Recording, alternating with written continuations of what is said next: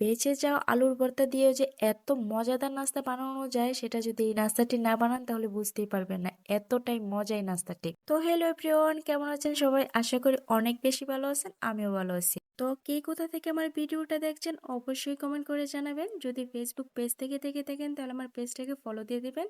আর যদি YouTube channel থেকে থেকে থাকেন তাহলে আমার চ্যানেলটাকেও সাবস্ক্রাইব করে দিবেন। তো চলে যে মূল রেসিপিতে, এখানে আমি নাস্তাটি বানানোর জন্য নিয়েছি 1 কাপ ময়দা, তার সাথে দিয়ে দিয়েছি কিছু কালো জিরা, আর দিয়েছি স্বাদ মতো লবণ, আর দিয়েছি 1 চা চামচ তেল। সবকিছু দিয়ে ভালো করে মিক্স করে নিব। তারপর আমি অল্প অল্প নর্মাল পানি দিয়ে খামিরটাকে বানিয়ে নিব। তারপর আধা ঘন্টার জন্য রেস্টে রেখে দিব। আর আপনাদের হাতে যদি সময় কম থাকে অন্তত 10 মিনিট হলেও রেস্টে রেখে তারপর নাস্তাটা বানাবেন। তারপর ফিরে এসেছি আধা ঘন্টা পর। আর আমি এই যে খামিরটা আমি এখন 2 ভাগ করে নিব। তার মধ্য থেকে 1 ভাগ নিয়ে আমি সুন্দর করে একটা রুটির শেপ দিয়ে নিব। আর আমরা নর্মাল যে রুটি খাই সেরকম হবে না, একটু বাড়ি হবে এই রুটিটা।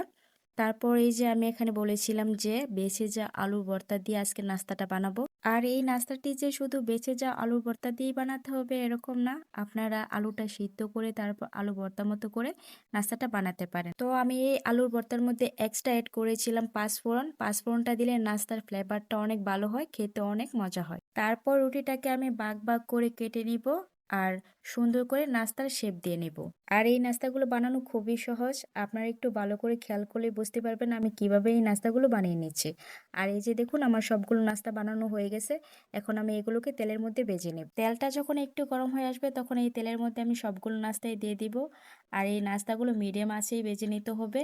চুলার আঁচটা যদি বেশি থাকে তাহলে দেখা যাবে নাস্তাগুলো উপর দিয়ে লাল হয়ে যাবে, ভিতর দিয়ে এত বেশি ভালো হবে না। তারপর আমি সবগুলো নাস্তাই কম আঁচে সুন্দর করে ভেজে নিব। নাস্তার মধ্যে যখন এরকম সুন্দর একটা কালার চলে আসবে তখন আমি এই নাস্তাগুলোকে নামিয়ে নিব তেল থেকে। আর আমি নাস্তাগুলোকে নামিয়ে আপনাদেরকে পরিবেশন করে দেখাচ্ছি আমার নাস্তাগুলো কতটা সুন্দর হয়েছে। এই নাস্তাগুলো যতটা না সহজ বানানো তার থেকে অনেক বেশি মজা খেতে, উপর দিয়ে ক্রিস্পি হয় আর ভিতর দিয়ে সফট।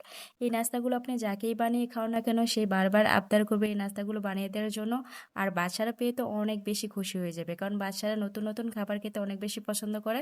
আর সেটা যদি হয় বাসায় বানানো তাহলে তো আর কোনো কথাই নেই। তো আমার আজকের নাস্তার রেসিপিটা কেমন হয়েছে অবশ্যই কমেন্ট করে জানাবেন। আর আজকের ভিডিওটা এই পর্যন্তই, ভালো থাকবেন সবাই।